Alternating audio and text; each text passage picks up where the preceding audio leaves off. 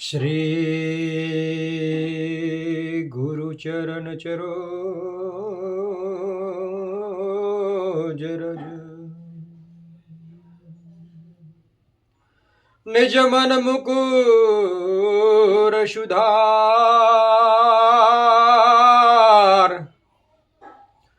बरनो रघुवर विमल सुदायक फलचार बुद्धिहीन तनु जान के सुमिरो पवन कुमार बल बुद्धि विद्या देहु मोही हरहु कलेश विकार।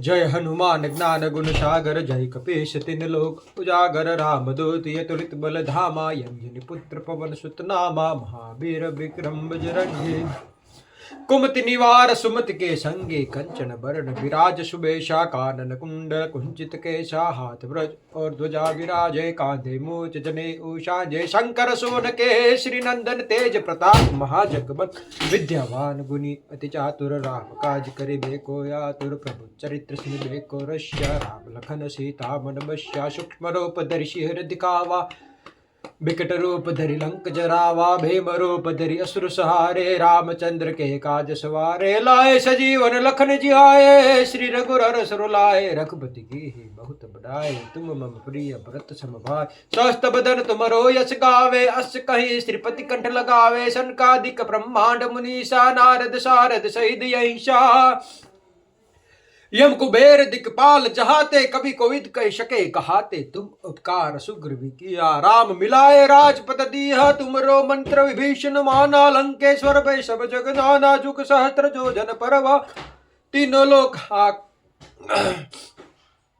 भूत पिशाच निकट आवे महावीर जब नाम सुनावे नासे रोग हरे सब पीरा जपत निरंतर हनुमत बीरा संकट से हनुमान छुड़ा मन कर्म वचन ध्यान जुलावे सब पर राम तपस्वी राजा तिनके काज सकल तुम साजा और मनोरथ जो कोई लावे सोई अमित जीवन फल पावे चारों जुग प्रताप तुम्हारा है प्रसिद्ध जगत उजियारा साधु संत के तुम रखवारे असुर निकंदन राम दुलारे अष्ट सिद्धि नव निधि के दाता अश्वर दिन जान की माता राम रसायन तुमरे पाशा सदा रहो रघुपति के दाशा तुमरे भजन राम को भावे जन्म जन्म के दुख बिसरावे काल रघुपुर जाए जहाँ जन्म हरि भक्त कहाए और देवता चितन धरिए हनुमंत से सर्व सुख करिए संकट कटे मिटे सब पीरा जो सुमेरे हनुमत बलवीर जय जय जय हनुमान गुसाई कृपा करो गुरुदेव की नाई जो सत बार पाठ कर जो छुट्टे बंदी महासुख होय जो यह पढ़े हनुमान चालीसा होय सिद्धि साखी गौरी सा तुलसीदास सदा हरिचेरा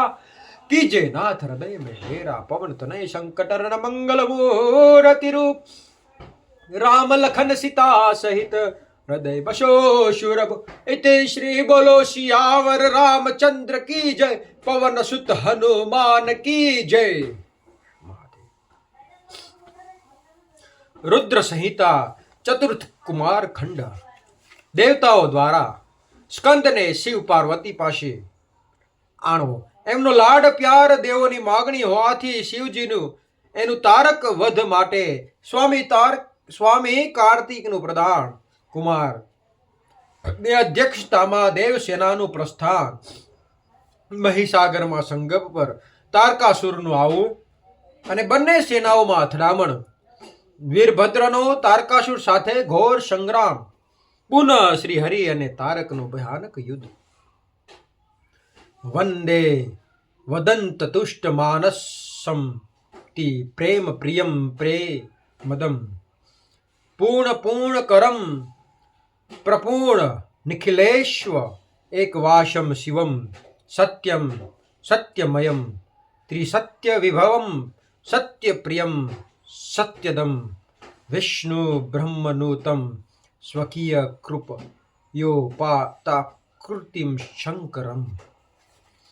વંદના કરવાથી જેનું મન પ્રસન્ન થઈ જાય છે, જેમને પ્રેમ અત્યંત વહાલો છે, જે પ્રેમ પ્રદાન કરનાર છે, પૂર્ણાનંદમય ભક્તોની અભિલાષા પૂર્ણ કરનારા સંપૂર્ણ ઐશ્વર્યોના એકમાત્ર આવા સ્થાન અને કલ્યાણ સ્વરૂપ છે. સત્ય જ જેમનો શ્રી વિગ્રહ છે, જે સત્યમય છે, જેમનું ઐશ્વર્ય ત્રિકલાબાધિત છે, જે સત્ય પ્રિય અને સત્ય પ્રદાતા છે. બ્રહ્મા અને વિષ્ણુ જેની સ્તુતિ કરે છે, સ્વેચ્છાનુસાર શરીર ધારણ કરનાર એ ભગવાન શંકરની હું વંદના કરું છું.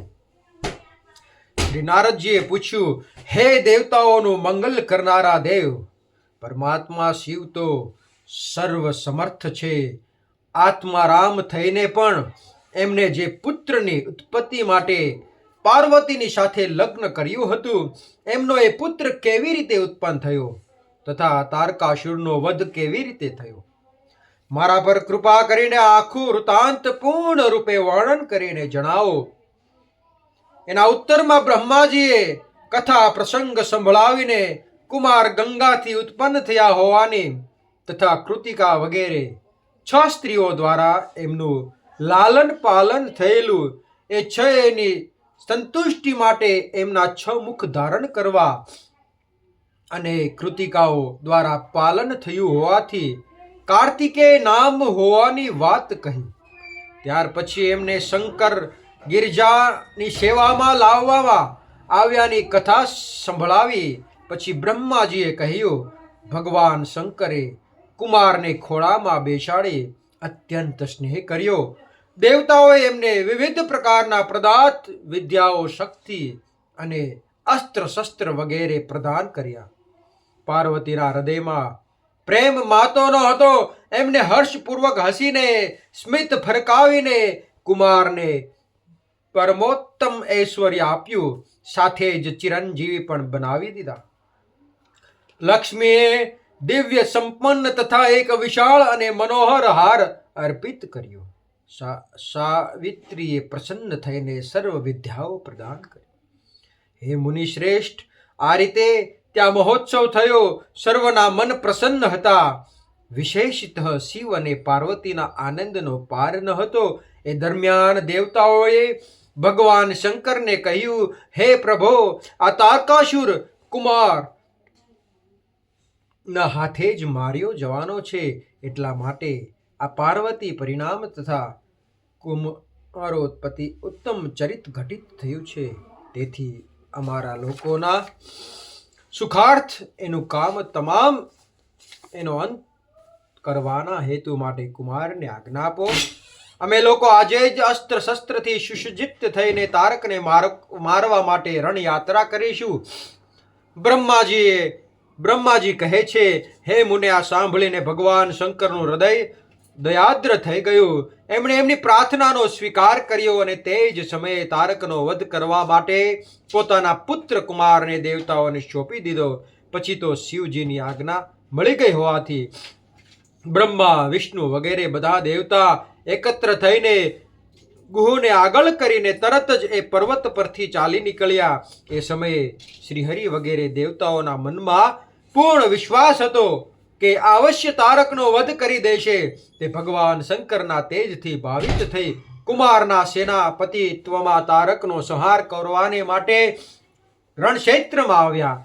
પેલી બાજુ તારકે દેવતાઓના આ યુદ્ધ ઉદ્યોગને સાંભળીને તે વખતે તે પણ એક વિશાળ સેના સાથે દેવો સાથે યુદ્ધ કરવાને માટે તત્કાળ જ ચાલી નીકળ્યો. એની વિશાળ વાહિનીને આવતી જોઈ દેવતાઓને પરમ વિસ્મય થયો. પછી તો તે બળપૂર્વક વારંવાર સિંહનાદ કરવા લાગ્યા. એ જ સમયે તરત જ ભગવાન શંકરની પ્રેરણાથી વિષ્ણુ વગેરે સંપૂર્ણ દેવતાઓ પ્રતિ આકાશવાણીએ કહ્યું, હે દેવગણ, તમે લોકો જે કુમારના અધિનાયકત્વમાં યુદ્ધ કરવા તૈયાર થયા છો, એથી તમે સંગ્રામમાં દૈત્યોને જીતીને જ વિજયી થશો. બ્રહ્માજી કહે છે, હે મુને, એ આકાશવાણી સાંભળીને બધા દેવતાઓનો ઉત્સાહ વધી ગયો. એમનો ભય જતો રહ્યો હતો. એ વિરોચિત ગર્જના કરવા લાગ્યા. એમની યુદ્ધ કામના બળવંતી થઈ ગઈ. એ બધા જ કુમારને અગ્રણી બનાવી ખૂબ જ ઉતાવળથી મહીસાગર સંગમે ગયા. પેલી બાજુ બહુસંખ્યક અસુરોથી ઘેરાયેલો તે તારક પણ બહુ મોટી સેનાની સાથે પેલી બાજુ બહુસંખ્યક અસુરોથી ઘેરાયેલો તે તારક પણ બહુ મોટી સેનાની સાથે શીઘ્ર ત્યાં આવી પહોંચ્યો જ્યાં દેવતાઓ ઉભા હતા. એ અસુરના આગમન વખતે પ્રલયકાલીન મેઘોની જેમ ગર્જના કરનારી રણભેરીઓ તથા અન્યાન્ય કૃષ્ય શબ્દ કરનારા રણવાદ્યો વાગી રહ્યા હતા. એ સમયે તારકાસુરની સાથે આવનારા દૈત્ય તાલ ઠોકતા ઠોકતા ગર્જન કરી રહ્યા હતા. એમના પદાઘાતથી પૃથ્વી કંપી ઉઠતી હતી. એ અત્યંત ભયંકર કોલાહલ સાંભળીને પણ સર્વે દેવતાઓ નિર્ભય જ બની રહ્યા હતા. એક સાથે મળીને તારકાસુરનો સામનો કરવા માટે દ્રઢ રીતે અડીખમ ઊભા થઈ ગયા.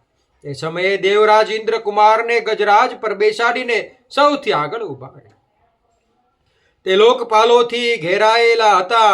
એમની સાથે દેવતાઓની મરતી સેના હતી. તપશ્ચાત કુમારે ગજરાજને તો મહેન્દ્રને જ આપી દીધો અને તે સ્વયં એક એવા વિમાન પર આરૂઢ થયા જે પરમ આશ્ચર્યજનક અને વિવિધ પ્રકારના રત્નોથી સુશોભિત હતું. એ સમયે વિમાન પર સવાર થવાથી સર્વ ગુણ સંપન્ન મહાયશસ્વી શંકર પુત્ર શોભાથી સંયુક્ત થઈને સુશોભિત થઈ રહ્યા હતા. એમને પરમ પ્રકાશમય ચામર ઢાળવામાં આવી રહ્યા હતા. એ દરમિયાન બલાભિમાની અને મહાવીર દેવતા અને દૈત્ય ક્રોધથી વિહળ થઈને પરસ્પર યુદ્ધ કરવા લાગ્યા. એ સમયે દેવતાઓ અને દૈત્યોમાં બહુ જ ઘમાસાણ યુદ્ધ થયું. ક્ષણભરમાં તો આખી રણભૂમિ રૂંડમુંડોથી વ્યાપ્ત થઈ ગઈ. ત્યારે મહાબલી તારકાસુર બહુ મોટી સેના સાથે દેવતાઓ સાથે યુદ્ધ કરવા વેગપૂર્વક આગળ વધ્યો. એ રણમાં એટલે કે યુદ્ધમાં ખોટો મદ ધારણ કરનાર તારકને યુદ્ધની ઈચ્છાથી આગળ વધતો જોઈ ઇન્દ્ર વગેરે દેવતા તરત જ એની સામે આવી ગયા. પછી તો બંને સેનામાં મહાન કોલાહલ થવા લાગ્યો. ત્યાર પછી દેવો અને અસુરોનો વિનાશ કરનારું એવું દ્વંદ્વ યુદ્ધ શરૂ થયું, જેને જોઈને વીરો હર્ષો ફૂલ થઈ ગયા અને કાયરો ડર પોકોના મનમાં ભય છવાઈ ગયો. આ જ સમયે વીરભદ્ર કૃપેત થઈને મહાબલી પ્રથમ ગણોની સાથે વીરાભિમાન તારકની પાસે આવી પહોંચ્યા. એ બળવાન ગણનાયક ભગવાન શિવના કોપથી ઉત્પન્ન થયેલા હતા. તેથી સમસ્ત દેવતાઓને પાછળ છોડીને યુદ્ધની અભિલાષાથી તારકની સામે અડીખમ ઊભા રહી ગયા. એ સમયે પ્રથમ ગણો તથા બધા જ અસુરોના મનમાં પરમ ઉલ્લાસ હતો. તેથી એ મહાસમરમાં પરસ્પર બથબથા કરીને જૂજવા માંડ્યા. ત્યાર પછી વીરભદ્ર અને તારકાસુરનું ભયાનક યુદ્ધ થયું. એ દરમિયાન અસુરોની સેના રણથી વિમુખ થઈ ભાગવા માંડી. આ રીતે પોતાની સેનાને તિતર બિતર અસ્ત વ્યસ્ત થતી જોઈને એનો નાયક તારકાસુર ક્રોધે ભરાયો અને 10,000 ભુજાઓ ધારણ કરીને સિંહ પર સવાર થઈને દેવગણોને મારી નાખવા એમના તરફ ઝપાટો બોલાવ્યો. તે યુદ્ધના સમયે દેવો તથા પ્રથમ ગણોને મારીને પાડી દેતો હતો. ત્યારે પ્રથમ ગણોના નેતા મહાબલી વીરભદ્રએ કર્મને જોઈને એનો વધ કરવા માટે અત્યંત કુપિત થઈ ઉઠ્યા. પછી તો એમણે ભગવાન શિવના ચરણ કમળનું ધ્યાન કરીને એક એવું શ્રેષ્ઠ ત્રિશૂળ હાથમાં લીધું જેના તેજથી બધી દિશાઓ આકાશ પ્રકાશિત થઈ ઉઠે. આ અવસર પર મહાન કૌતુક પ્રદર્શિત કરનાર સ્વામી કાર્તિક તરત જ વીરભદ્રને કહેડાવાથી યુદ્ધને રોકી દીધું. ત્યારે સ્વામીની આજ્ઞાથી વીરભદ્ર યુદ્ધમાંથી દૂર ખસી ગયા. આ જોઈને અસુર સેનાપતિ મહાવીર તારક ક્રોધે ભરાઈ ગયો. તે યુદ્ધ કુશળ તથા વિવિધ પ્રકારના અસ્ત્રોનો જાણકાર હતો. તેથી દેવતાઓને લલકારીને એમના પર બાણોની વૃષ્ટિ કરવા લાગ્યો. એ સમયે બલવાનોમાં શ્રેષ્ઠ અસુર રાજ તારકે એવું મહાન કર્મ કર્યું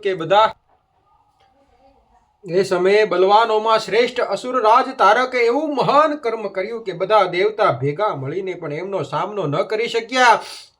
એ ભયભીત દેવતાઓને આમ માર ખાતા જોઈને ભગવાન અચ્યુતને ક્રોધ થઈ ગયો અને શીઘ્ર યુદ્ધ કરવાને માટે તૈયાર થયા. એ સમયે એ ભગવાન શ્રીએ અને શીઘ્ર યુદ્ધ કરવાને માટે તૈયાર થઈ ગયા. એ ભગવાન શ્રી હરિએ પોતાના આયુધ સુદર્શન ચક્ર અને શાંડ ધનુષ્યને લઈને યુદ્ધ સ્થળમાં મહાદૈત્ય તારક પર આક્રમણ કર્યું. એ મુને ત્યાર પછી બધાના દેખતા શ્રીહરિ અને તારકાસુરની વચ્ચે અત્યંત ભયંકર રોમાંચકારી મહાયુદ્ધ છેડાઈ ગયું. એ દરમિયાન અચ્યુતે કુપિત થઈને મહાન સિંહનાદ કર્યો અને ધગધગતી જ્વાળાઓના જેવા પ્રકાશવાળા પોતાના ચક્રને ઉઠાવ્યું. પછી તો શ્રીહરિએ એ જ ચક્રથી દૈત્યરાજ તારક પર પ્રહાર કર્યો. એના ઘાથી અત્યંત વ્યથિત થઈને અસુર જમીન પર પડી ગયો. પરંતુ એ અસુર નાયક તાર અત્યંત બળવાન હતો. તેથી તરત ઉઠીને એ દૈત્ય રાજે પોતાની શક્તિથી ચક્રના ટુકડે ટુકડા કરી દીધા. હે મુને, ભગવાન વિષ્ણુ અને તારકાસુર બંને બળવાન હતા અને બંનેમાં અગાધ બળ હતું. તેથી યુદ્ધ સ્થળમાં તેઓ પરસ્પર લડવા લાગ્યા. અધ્યાય 1-18. બ્રહ્માજીની આજ્ઞાથી કુમારનું યુદ્ધ માટે જવું, તારકની સાથે એમનો ભીષણ સંગ્રામ અને એમના દ્વારા તારકનો વધ. ત્યાર પછી દેવતાઓ દ્વારા કુમારને અભિનંદન અને સ્તવન. કુમારને એમને વરદાન આપીને કૈલાસ પર જઈને શિવ પાર્વતી પાસે તેમનું